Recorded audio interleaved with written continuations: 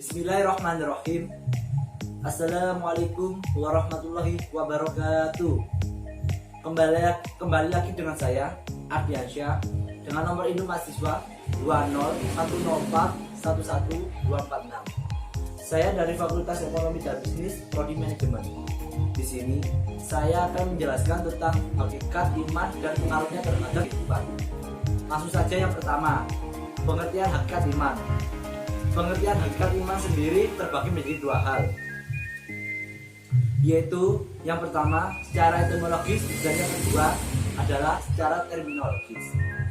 Secara etimologis, iman sendiri berasal dari kata bahasa Arab yaitu amanah atau yuminu yang artinya aman atau percaya. Dimana karena dia itu percaya maka dia itu merasa aman.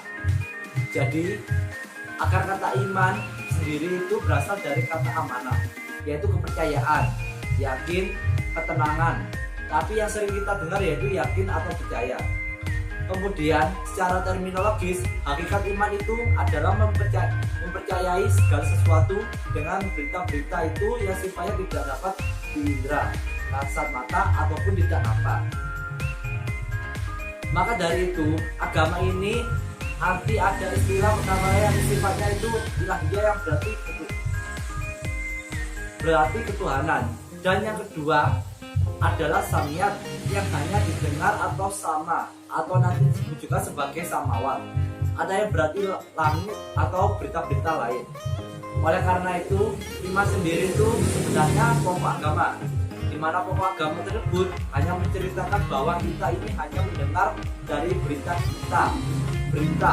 kita ini tidak dapat menyaksikan, kita ini bahkan tidak dapat ditindak, yang hatinya itu mau percaya atau tidak. Yang kita sering dengar iman sendiri itu berasal atau terangkum dalam suatu rukun yang kita sebut sebagai rukun iman. Di mana rukun iman itu yang pertama adalah iman kepada Allah, karena Allah itu merupakan ilahiyah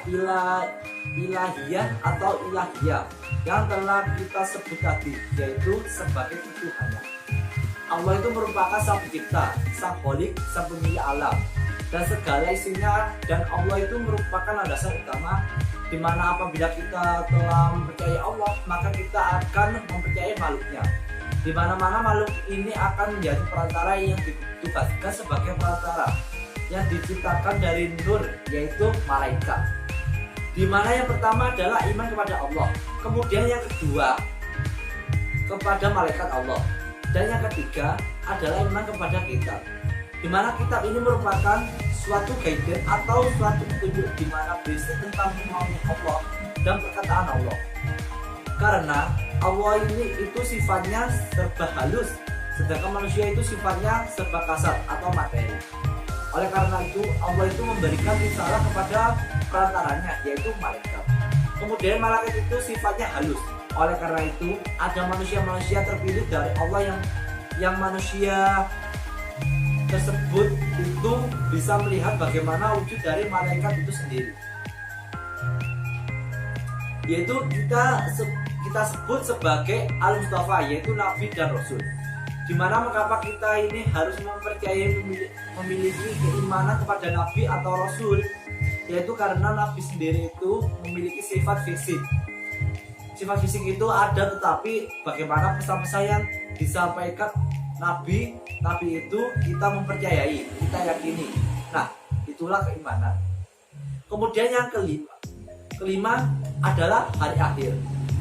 Kita harus mempercayai hari kiamat. Hari kiamat itu apa yang terjadi setelah hari kiamat tersebut. Kemudian yang keenam adalah qada dan qadar, di mana ketentuan dan kepastian di mana kita harus mempercayai segala sesuatu yang belum kita tahu, tetapi kita ini juga menjadi syarat yang mutlak. Kemudian bagian yang kedua adalah hubungan antara iman, ilmu, dan amal. Hubungan ketiga ini kita ibaratkan sebagai sebuah pohon, di mana akar itu merupakan iman, kemudian pohon dan daun itu kita gambarkan sebagai ilmu, kemudian buah dari pohon tersebut kita anggap sebagai amal. Ciri-ciri dari pohon yang besar itu adalah pohon tersebut memiliki akar yang kuat dan mendalam. Nah, dari situ iman dan ilmu itu memiliki suatu hubungan, dan juga ada suatu istilah yang mengatakan bahwa ilmu tanpa iman itu kacau. Sedangkan iman sendiri itu merupakan suatu landasan. Apabila tidak ada iman, maka dia tidak ada alasan apabila seseorang tersebut memiliki ilmu tanpa dasari oleh iman, maka dia akan menjadikan ilmu tersebut dapat menyengsarakan umat lain atau bahkan alam semesta. Karena iman sendiri itu merupakan suatu landasan. Oleh karena itu, ilmu sendiri itu gunanya untuk memudahkan dan memberi manfaat kepada orang lain. Nah, setelah itu ada istilah yang mengatakan bahwa ilmu tanpa agama itu akan buta, dan sedangkan agama tanpa ilmu itu akan lumpuh. Nah, dari ilmu itu ada kemudian iman itu kuat, maka buah dan pohon tersebut akan tumbuh yang kita sebut sebagai amal usaha.